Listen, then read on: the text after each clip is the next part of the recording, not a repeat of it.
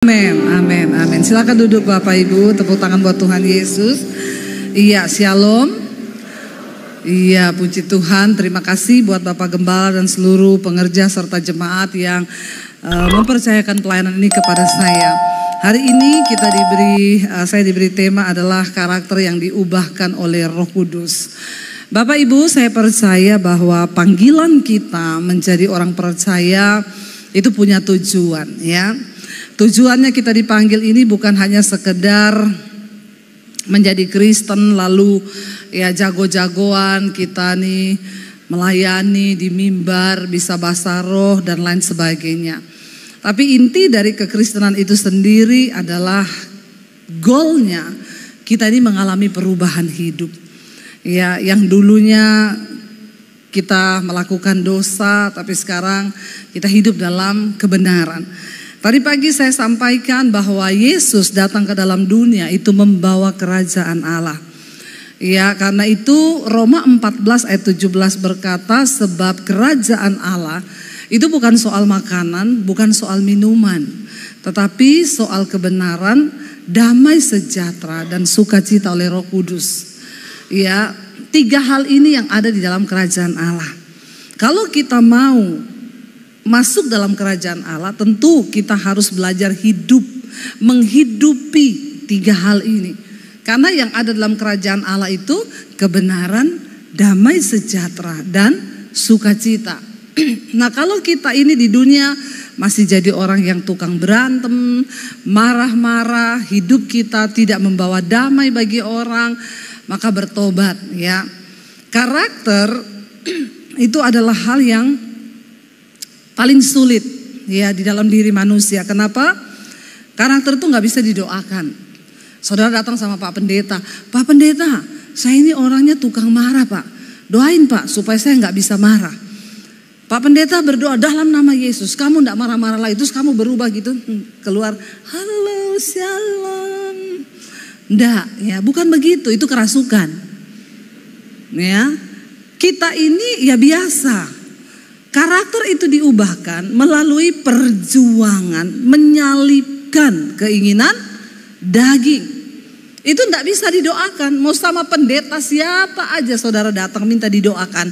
Supaya saudara gak marah-marah, saudara gak jadi tukang gosip, saudara gak jadi orang suka tersinggung, saudara gak jadi orang yang ya karakter-karakter yang apa ya, yang tidak berkenan. Itu tidak bisa ditengking, ya.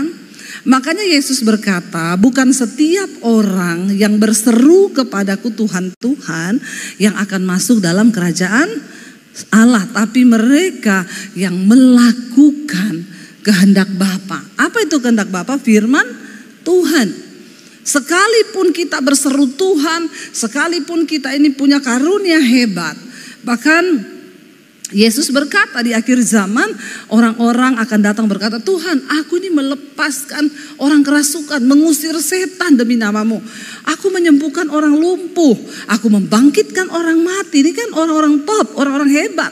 Tapi Yesus bilang, aku tidak kenal engkau sebab engkau pembuat kejahatan. Karena karakter yang tidak berubah. Ya, Bapak Ibu coba kita buka Titus pasal yang pertama ayat yang ke-16.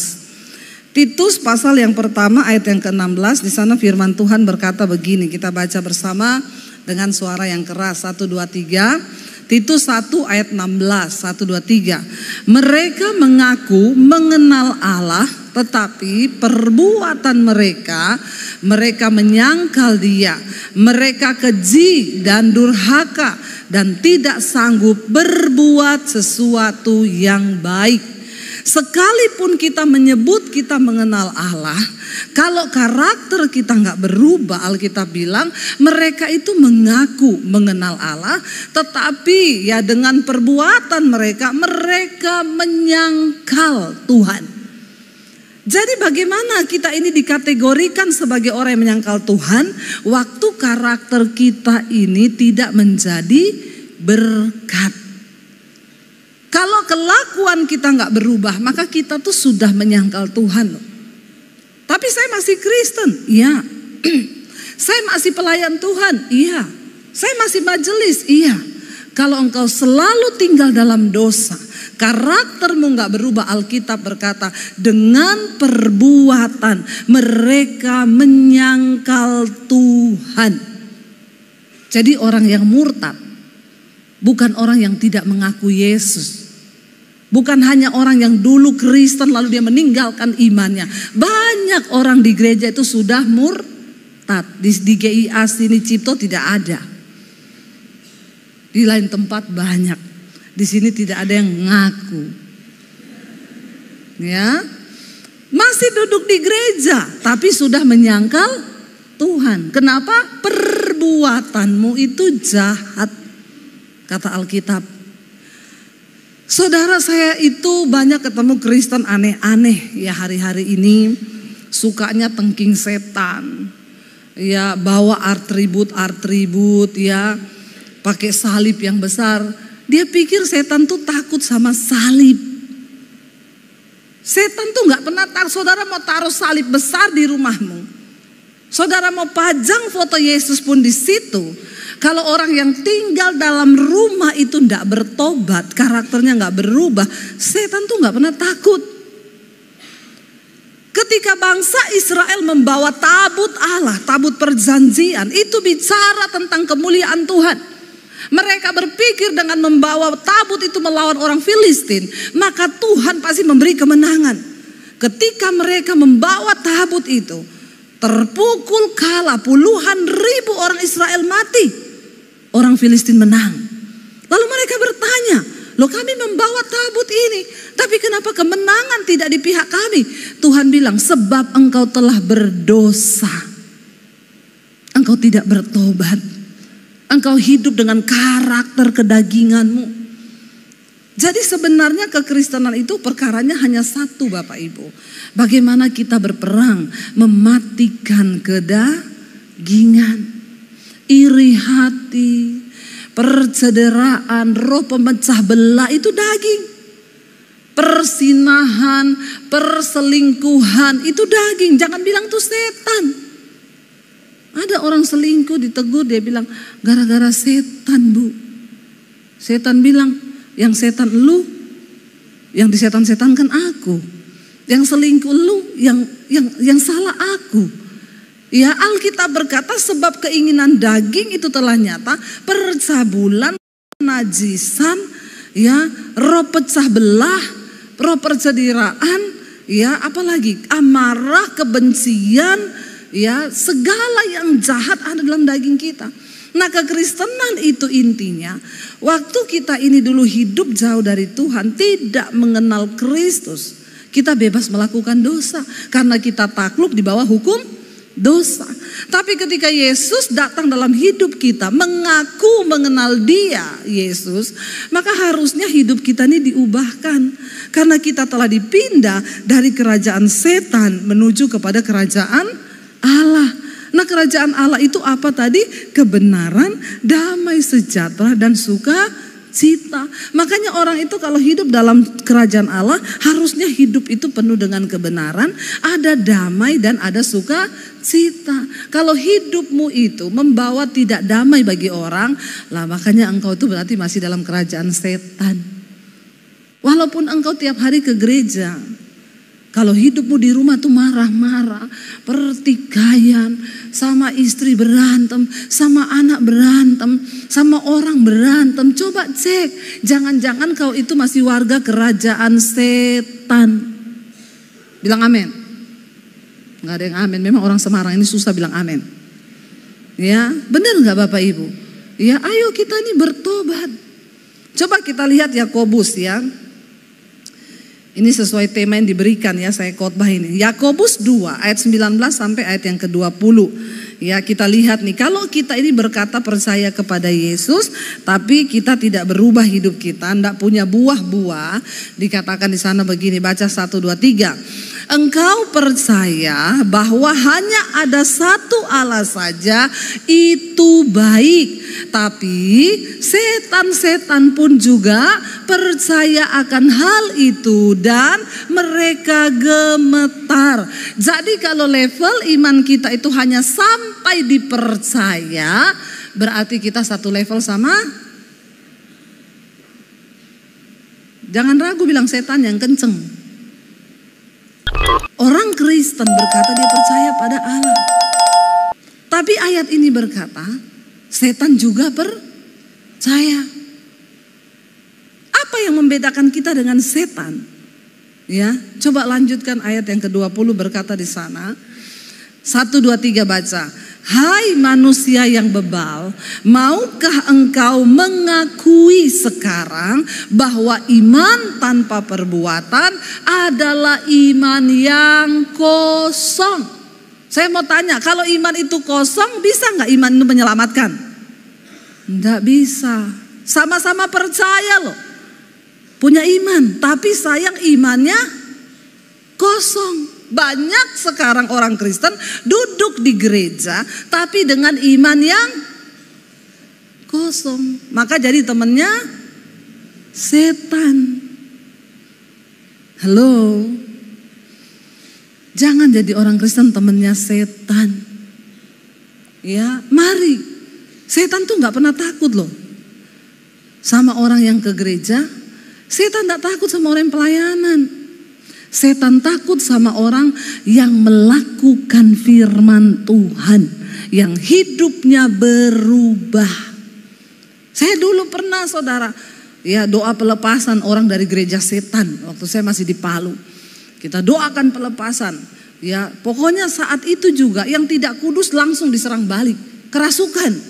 Ya, saat kita lagi doa dalam nama Yesus perangi dia, ada teman kita, dia itu juga di tim PPW tapi cowok agak-agak melambai.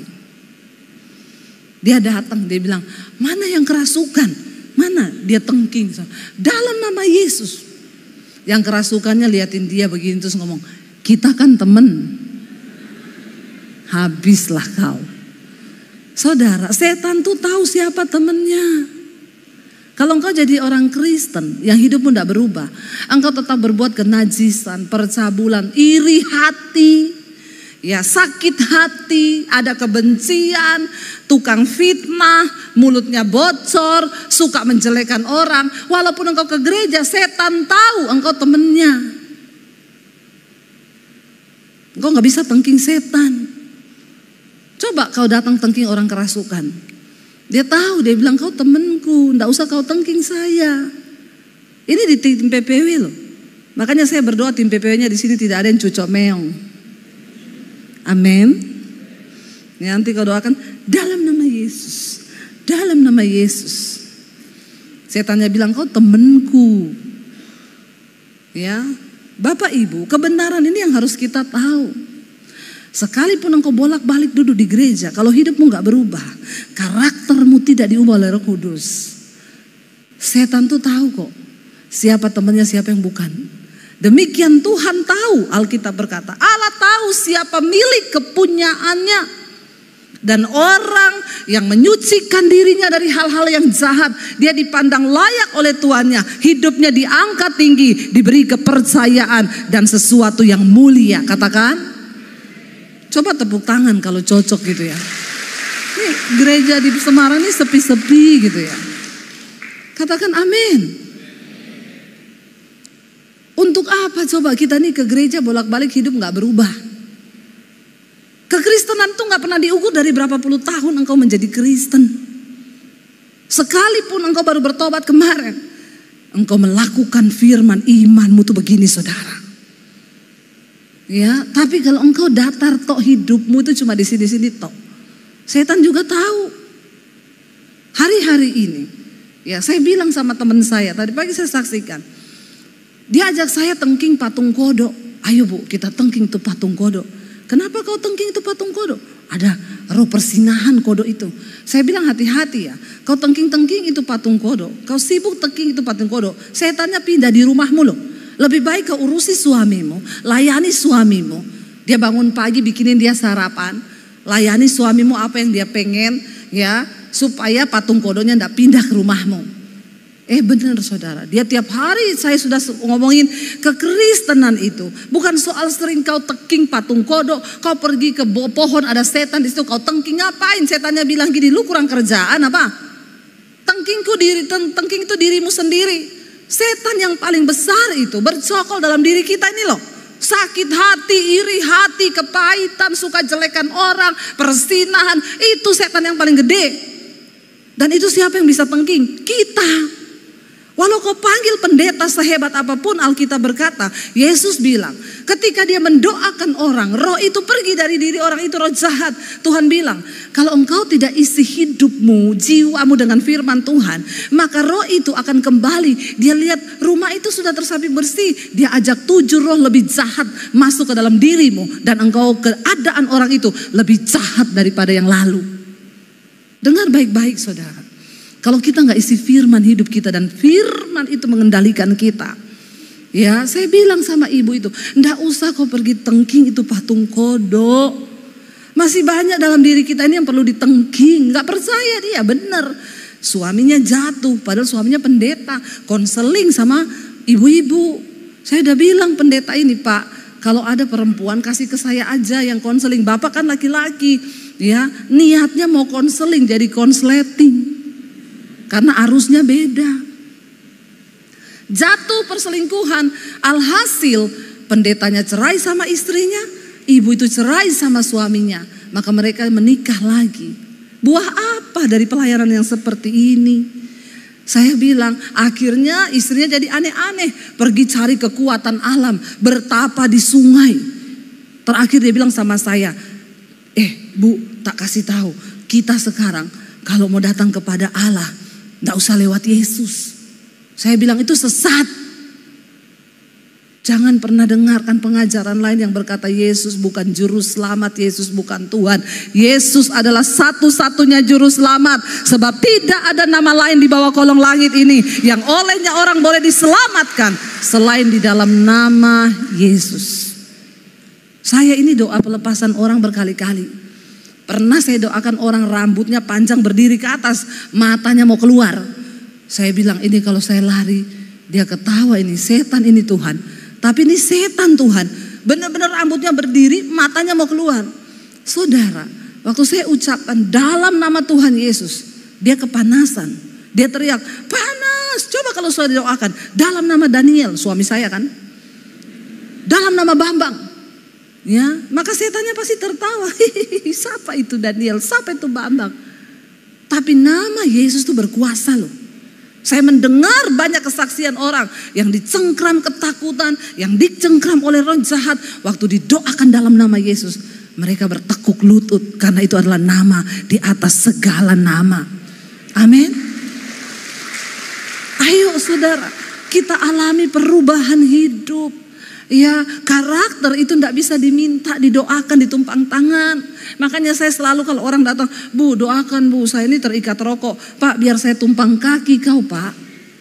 Kalau kau tidak ada niat dari hatimu Pak, untuk berubah, bertobat, tidak bisa. Yesus berkata, dia datang sebagai tabib. Tapi orang sakit yang membutuhkan tabib. Masalahnya banyak orang Kristen tidak merasa sakit, padahal banyak yang sakit jiwa, kepahitan, terluka. Akhirnya buah-buahnya itu ya bikin orang tersandung kelakuannya. Ya di luar suka nipu, mulutnya nggak bisa dipegang, omongannya di sana lain, di sini lain, berzina, selingkuh, homo. Ini adalah buah-buah dari jiwa yang sakit. Kita perlu disembuhkan jiwa kita. Engkau berkata engkau percaya satu Allah saja, itu baik. Tapi setan pun juga percaya. Iman tanpa perbuatan itu iman yang nol besar. Itulah yang akan terjadi di akhir zaman. Orang-orang datang ngaku-ngaku, Tuhan aku berdoa demi namamu. Aku usir setan demi namamu. Tuhan bilang, aku tidak kenal engkau. Sebab imanmu itu kosong. Engkau bukan pelaku firman. Hidupmu tidak diubahkan, karaktermu tidak diubahkan. Yang terpenting adalah kita diubahkan. Bapak ibu, engkaulah yang tahu dirimu sendiri. Dimulai dari dalam rumah tangga, suami istri itu harus hidup rukun bersama. Katakan amin. Ya, kalau enggak ada masalah, enggak usah dijadikan masalah. Kita belajar berubah. Semua orang bisa berubah ketika firman Tuhan itu menguasai hidup kita. Saya sama suami saya ini tidak cocok. Banyak yang bilang, ya saya di rumah tangga itu kan ribut, Bu. Karena saya itu sama istri saya tidak cocok. Saya sama suami saya itu tidak cocok. Tidak ada manusia cocok di dunia ini. Tapi saya sama suami sampai hari ini itu tidak cocok kita. Satu hal saja yang mencocokkan kami itu cuma satu. Firman Tuhan. Kalau nggak ada firman, kita ribut, nggak ada selesainya. Kenapa Alkitab berkata kita harus menjadi pasangan yang seimbang dengan orang yang percaya, supaya yang menjadi tolak ukur dalam rumah tangga kita yaitu firman Tuhan. Waktu kita mau marah, waktu kita mau memberontak, Alkitab bilang tinggalkanlah amarah, jangan engkau hidup dengan panas hati. Tapi ada orang Kristen yang saya banyak konseling sama saya tuh ya Bu, kalau berantem dengan suami saya 3 hari 3 malam gak bicara. Ada yang sampai 1 minggu gak omongan. Saya berdoa tidak ada jemaat GIA di sini yang masih seperti itu. Ada? Kalau ada saudara angkat tangan ya, kita baptis ulang ya Pak. Kita rendam 15 menit. Biar buka mata langsung di rumah Bapa di sorga. Saudara, kalau engkau sudah mengerti kebenaran, maka harusnya kita ini punya jiwa yang sehat. Kita kendalikan jiwa kita ini. Itu bukan pendeta, itu bukan urusannya pendeta. Ya, Daud berkata, "Hai jiwaku, mengapa engkau tertekan di dalam diriku? Pujilah Tuhan, hai jiwaku." Ini bicara tentang karakter yang diubahkan. Di dalam jiwa manusia itu ada pikiran, perasaan, dan kehendak. Kitalah yang tahu diri kita kan. Tengking dirimu sendiri. Makanya saya bilang, ndak usah sibuk tengking-tengking setan. Ya, sukanya yang aneh-aneh, bawa salib besar, lakukan hal-hal yang aneh-aneh. Padahal kekristenan itu cuma satu. Persembahkanlah tubuhmu sebagai persembahan yang hidup, yang kudus, yang berkenan kepada Allah. Itu ibadahmu yang sejati. Apa itu ibadah yang sejati? Bukan waktu saudara nyanyi-nyanyi tepuk tangan di sini. Ya, karena di sini yang nyanyi-nyanyi pun banyak yang jiwanya enggak nyanyi. Dia di gereja. Ya, WL-nya sudah nyanyi dengan semangat. Bapak tadi luar biasa loh, umur 70 loh. Ya, masih WL nyanyi, "Kaulah kuatku, kebanggaan." Tapi ada jemaat yang nyanyi cuma, "Kaulah kuatku, kebanggaanku." Ini rohnya enggak tahu ya, rohnya kayaknya suam-suam. Orang itu kalau mengalami Tuhan, ya, makanya saya bilang ibadah yang sejati itu apa? Waktu engkau mempersembahkan tubuhmu sebagai persembahan yang hidup, kudus, berkenan kepada Allah, itu ibadah yang sejati. Artinya apa? Hidup ini harus diubahkan. Amin.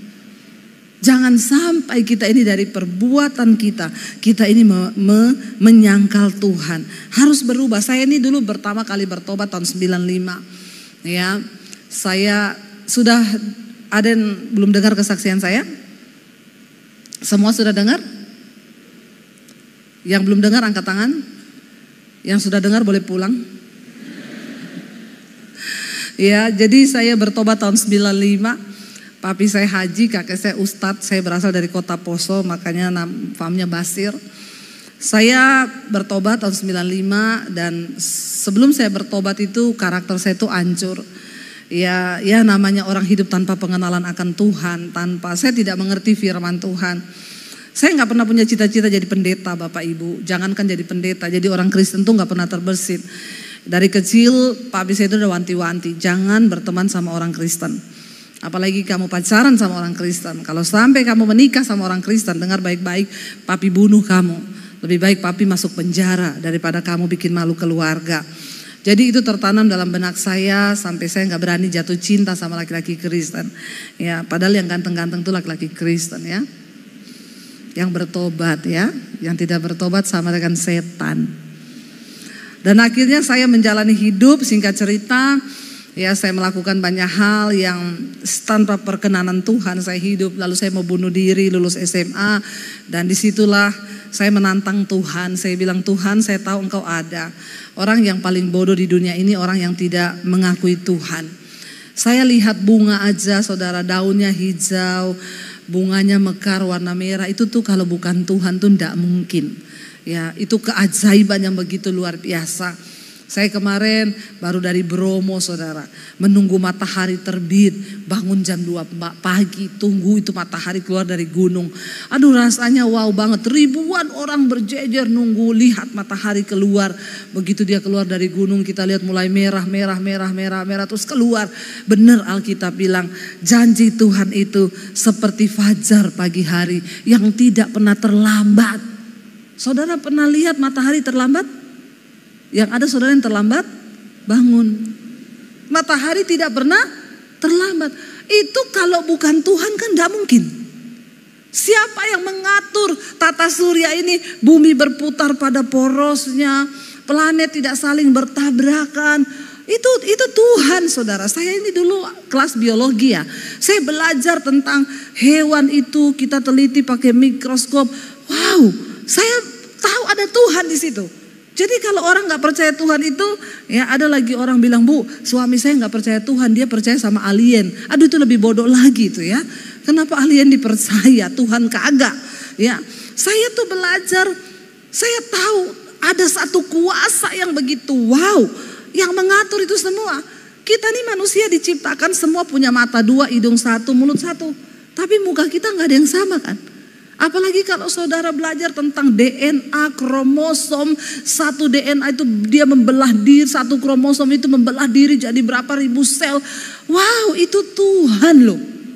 Jadi kalau orang gak percaya Tuhan tuh ya kebangetan ya, itu orang yang paling bodoh di dunia ini.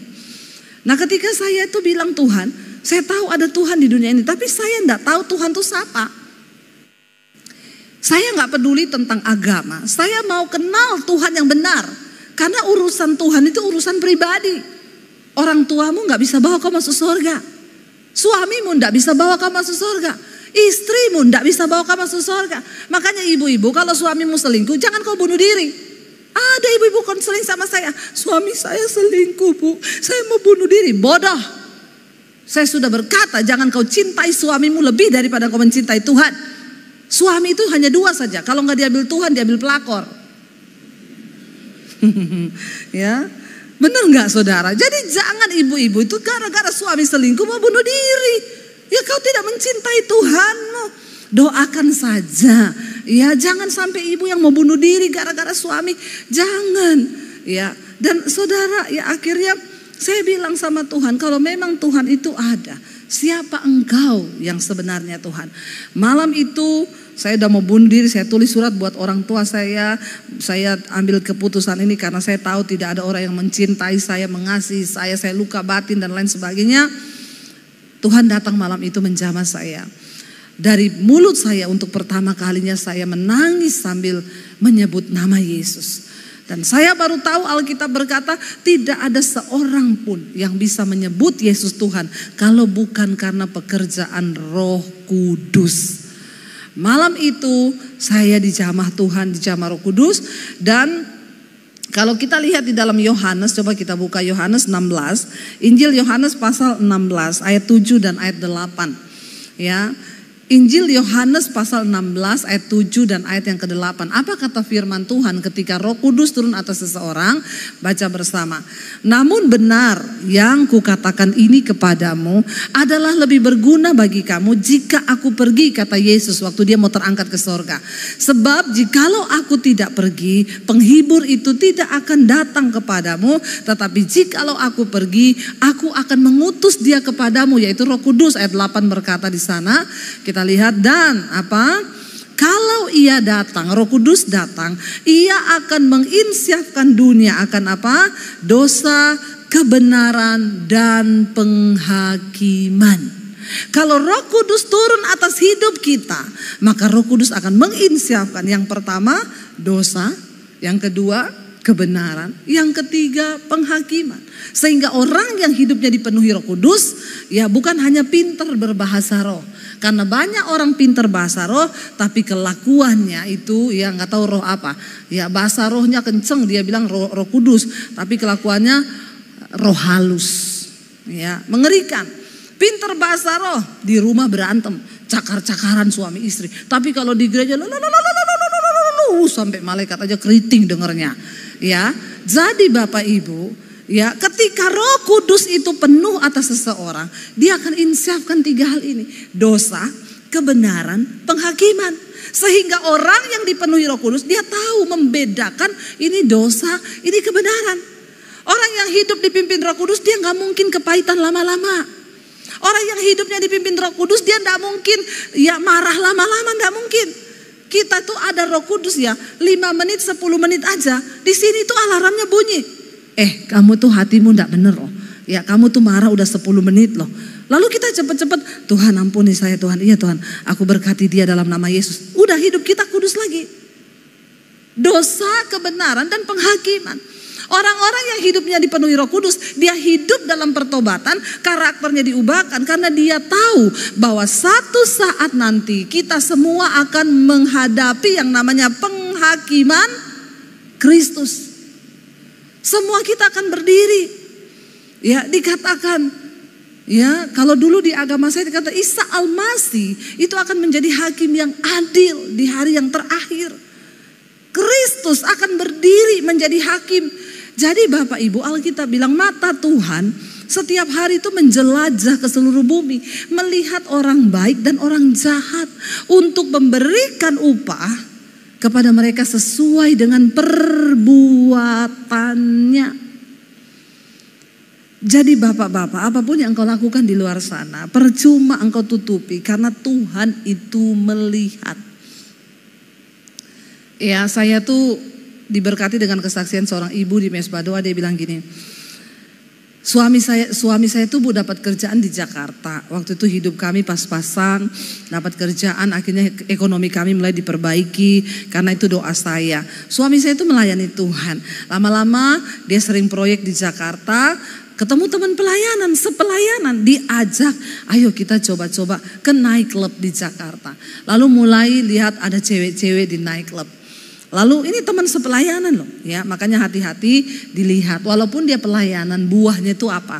Kalau mengajak kita jatuh dalam dosa, jangan. Lalu saudara, ya dia diajak, lalu mulai lihat cewek, terakhir jatuh sampai bawa perempuan masuk ke hotel. Istrinya di luar kota. Ya, istrinya tuh tiap malam berdoa buat suaminya. Tuhan, berkati suamiku yang sedang bekerja, sertai dia, urapi dia. Dan Tuhan itu selalu punya cara untuk menyatakan kebenaran. Lalu ketika istrinya terus berdoa, satu kali suaminya di Jakarta, foto di hotel pakai kacamata hitam, dikirim ke istrinya, "Say, siap ya, aku kangen, sebentar lagi aku pulang, ini mau siap-siap ke bandara." Istrinya lihat suaminya di foto, digedein. Loh, di kacamata hitamnya ada pantulan perempuan pakai rok mini duduk di depannya. Lalu dia bilang, "Pak, itu perempuan di depanmu siapa ya?" Suaminya bilang, "Di mana? Coba kamu lihat di kacamatamu, gedein." Digedein, ada perempuan. Dia bilang gini, "Iya, kayaknya tadi malam memang ada setan masuk di hotel sini." Setan lagi yang disalahin ya. Perempuan memang tapi itu setan sih. Setan itu ya, setan. Terus istrinya itu desak, "Pak, enggak mungkin itu setan Pak, itu nyata bener." Akhirnya ya, suaminya pulang terbang, itu kayaknya kalau pilot pesawatnya nggak jadi landing, terbang lagi tuh. Sudah ditunggu istrinya ini memberi penjelasan. Ya begitu turun, ramelah. Istrinya desak, "Aku tuh berdoa loh buat kamu, aku yakin tuh Tuhan yang tunjukkan." Akhirnya dengan bercucuran air mata, suaminya cerita, "Iya, betul, selama 3 tahun saya bolak-balik Jakarta, saya selalu jatuh dengan perempuan." Ya Bapak Ibu ya, lihat ya, daging itu membuat orang berdosa. Lah kemarin saya pelayanan, ada juga pejabat datang, "Bu, saya ini kalau ke Jakarta, saya jatuh dengan perempuan Bu. Ya, dan saya itu enggak tahu apa yang harus saya lakukan. Saya cuma bilang, Bapak ingat ya, nanti satu saat Bapak ke hotel, Bapak booking perempuan, Tuhan stop jantungmu Pak, mati kau." Ya, dia bilang, "Aduh Ibu, kenapa Ibu bilang begitu?" Jangan bernubuat, ini bukan nubuat. Supaya Bapak ingat, jangan dengan sombongnya engkau terus berbuat dosa. Bertobat, karaktermu harus diubahkan. Tuhan tidak suka begitu. Bapak lihat berapa banyak bupati mati di hotel lagi sama perempuan. Ya, jadi Bapak pilih aja masuk surga, masuk neraka atau masuk koran. Dia takut saudara. Jangan ibu, jangan sampai saya masuk koran. Makanya bertobat. Bapak ibu, hidup yang diberikan Tuhan ini bukan milik kita loh. Napas ini tuh kita bisa tarik napas. Coba semua tarik napas. Itu anugerah. Amin. Kalau Tuhan tutup, kalau gini mati loh, mati. Kita bersyukur kalau hari ini Tuhan kasih kita kesempatan hidup. Ayo kita hidup bagi kemuliaan Tuhan. Bilang Tuhan, ubah karakterku Tuhan. Ubah hidupku Roh Kudus. Datang bertobat di kaki Tuhan. Dan Roh Kudus akan mulai bekerja. Tapi yang tiap hari harus baca firman. Dengerin firman. Dengar mesbah syukur di Debbie Basir TV. Mesbah doa setiap malam jam 8. Firman Tuhan tuh mengubahkan hidup kita.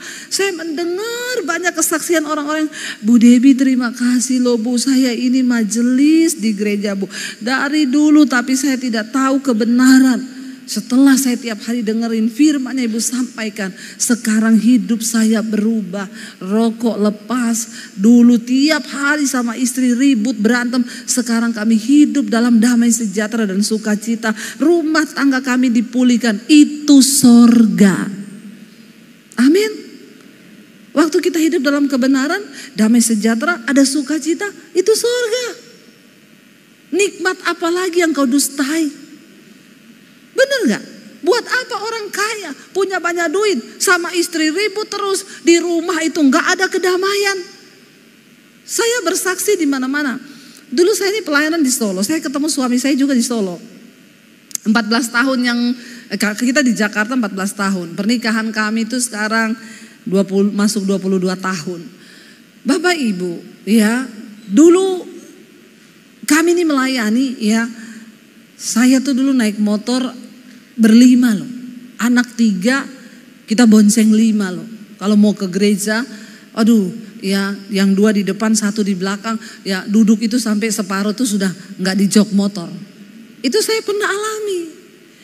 Kalau ada duit, kita hari Sabtu, ayo kita ke mall yuk anak-anak, dengan duit yang ada, beli nasi goreng 2 buat berlima, ya beli es tehnya 2 buat berlima.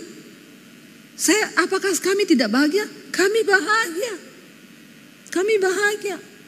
Kenapa? Karena ada kebenaran, damai sejahtera dan sukacita. Makanya saya tuh bilang uang itu gak bisa beri kebahagiaan. Saya udah temukan banyak orang kaya raya. Dalam rumah makanan berlimpah, uang banyak, mobil mewah, ribut tiap hari berantem. Kenapa? Hidup dalam ketakutan. Karena tidak ada kebenaran, gak ada damai sejahtera, gak ada sukacita. Apa tolak ukurnya kita hidup dalam sorga? Yesus berkata, doa Bapa kami Yesus ajarkan, datanglah kerajaanmu, jadilah kehendakmu di bumi seperti di sorga. Jadi Tuhan mau kita hidup di sorga, bukan nanti kita mati. Sekarang ini loh, Tuhan mau engkau hidup di dalam kerajaan Allah. Apa kerajaan Allah itu? Roma 14 ayat 17, kebenaran, damai sejahtera dan sukacita. Walaupun uang kita pas-pasan, kita hidup dalam kebenaran, damai sejahtera, ada sukacita. Siapa bilang saya tidak bahagia? Saya bahagia dari dulu. Bersama dengan suami kami lewati semua. Ya, malam kami ajak anak-anak berdoa bersama gandeng tangan. Nggak punya uang, ayo dek kita berdoa sama Tuhan ya, supaya kita bisa bayar cicilan rumah. Kita doa sama Tuhan sama-sama. Tuhan menjawab. Itu damai, itu sorga Bapak Ibu. Sorga itu bukan sesuatu yang muluk-muluk. Dan Tuhan mau sebelum kita mati, kita sudah latihan nih. Latihan di dunia ini hidup dalam kerajaan Allah. Supaya nanti ketika kita di sorga udah gak bingung. Jangan ada nanti di sorga marah-marah, berantem. Malaikat bilang salah tempat kau. Ya, Di sorga nggak ada orang marah-marah. Di sorga nggak ada orang galau. Di sorga nggak ada orang ketakutan. Di sorga yang ada orang yang hidup dalam damai sejahtera, sukacita di dalam kebenaran. Alkitab berkata, di mana ada kebenaran, di situ tumbuh damai sejahtera. Dan di dalam damai sejahtera ada sukacita yang berlimpah. Ini loh yang sesungguhnya orang mau pergi cari healing ya, hari-hari ini kan ngomong, wah mau jalan-jalan ke luar negeri healing, foto-foto di luar negeri healing, pret. Kalau engkau tidak tinggal dalam kebenaran, maka hidupmu gak pasti damai. Itu semua pencitraan toh. Healing itu di mana? Dalam kebenaran. Waktu engkau tinggal dalam kebenaran, ada damai sejahtera di situ, ada sukacita yang melimpah. Karena itu Bapak Ibu, ya mari kita menyadari bahwa ya kita ini hidupnya harus diubahkan. Minta supaya Tuhan mengubahkan hidup kita, ya supaya tadi Alkitab berkata, ya ayo kalau hanya percaya saja, maka itu artinya kita satu level sama setan. Tapi ketika kita ini, Alkitab berkata, Yesus bilang, bukan orang yang berseru padaku Tuhan, Tuhan, tapi mereka yang melakukan kehendak Bapa. Kalau kita melakukan firman, itu artinya karakter kita diubahkan. Buang kepahitan, buang kebencian, buang segala hal yang jahat. Saya mau ngomong, coba saya jamin, sebab Alkitab juga menjamin. Orang yang hidup dalam kebenaran, dia pasti tinggal dalam damai sejahtera. Apa yang merampas damai sejahtera manusia? Dosa. Apalagi kalau engkau bersekutu dengan setan, itu pasti yang ada ketakutan. Ya pasti yang ada hal-hal yang membuat hidup kita ini gak damai. Saya juga kemarin dengar kesaksian dari salah satu jemaat, ya dia cerita bagaimana ya ketakutan tiap hari, ketakutan. Bayangkan sampai mau tidur malam aja, mau ke toilet aja suaminya harus temenin ke toilet. Ya terus tiap malam suaminya harus pegang-pegang pundaknya, ya supaya dia gak ketakutan saudara. Sampai berobat ke dokter, ya gak ada apa-apa, berobat ke sini gak ditemukan apa-apa. Akhirnya ternyata cuma satu. Ketika Tuhan lepaskan roh ketakutan itu, ya barulah ada damai sejahtera di dalam dirinya. Ayo Bapak Ibu, kita sungguh-sungguh yuk jadi pelaku firman Tuhan. Jangan hanya jadi pendengar saja. Ya, firman Tuhan berkata, kalau seseorang hanya mendengarkan firman dan dia tidak melakukannya, dia itu seumpama orang yang mengamat-amati mukanya di depan cermin. Lalu dia pergi, dia segera lupa bagaimana mukanya. Saya berdoa kita ini semua menjadi pelaku firman dan bukan hanya pendengar.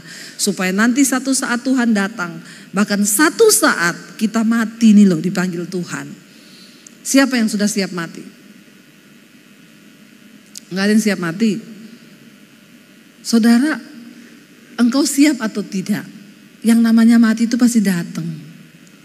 Jadi daripada tidak siap, lebih baik siap. Bagaimana menyiapkan diri? Bukan pergi beli tanah di kuburan yang mewah. Bukan siapin peti yang mahal. Siapkan diri untuk menyambut kematian.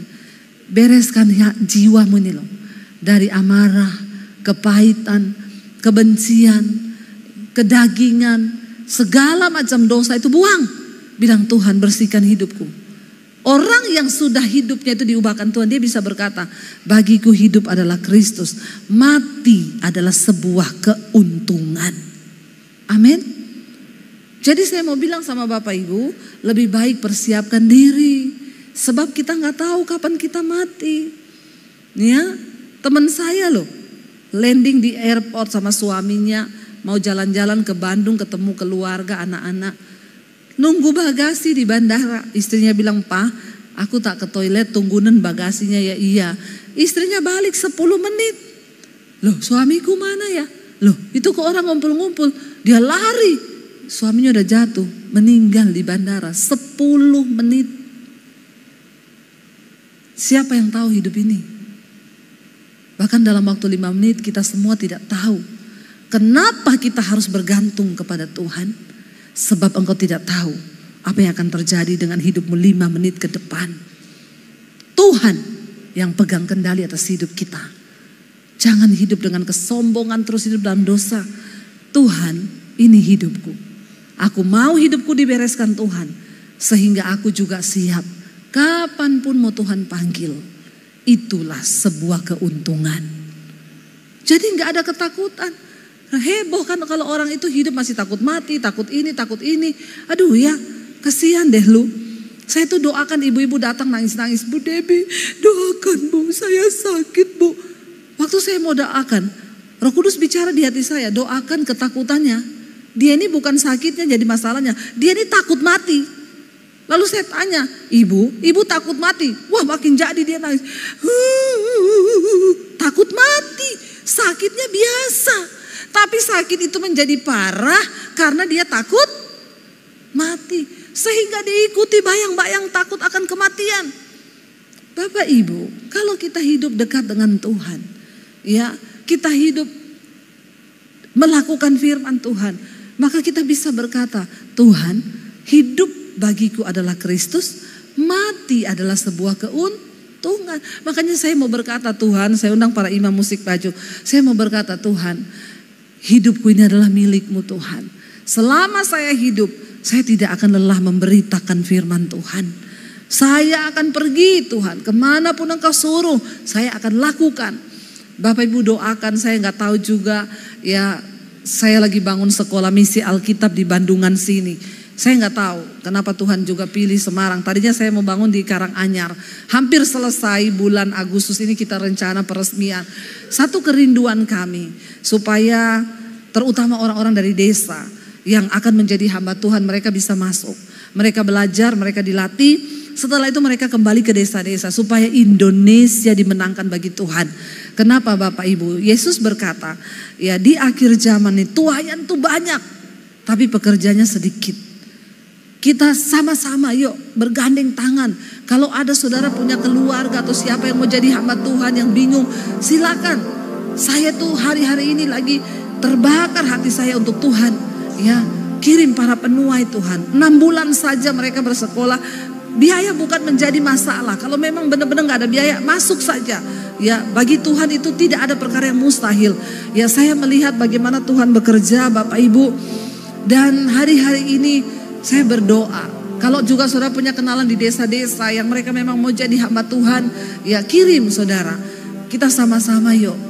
Kirim semakin banyak penuai. Kita tubuh Kristus bergandengan tangan. Karena itu saya bilang sama Tuhan, saya gak buka gereja. Saya mau bersahabat dengan semua gereja. Saya juga mungkin akan minta Bapak Gembala sesekali juga bisa ngajar di sekolah kita. Ayo, supaya semakin banyak orang diubahkan. Penuaian di akhir zaman ini harus segera ya kita siapkan Bapak Ibu. Karena Tuhan sudah mau datang. Ya jangan cuma fokus terus cari uang, cari uang, cari uang. Tapi mari kita fokus mempersembahkan hidup yang berkenan pada Tuhan. Bangkit berdiri bersama, katakan di hadapan Tuhan, ini hidup kami Bapak. Kami telah mati. Kami mau tinggalkan semua hidup yang lama kami.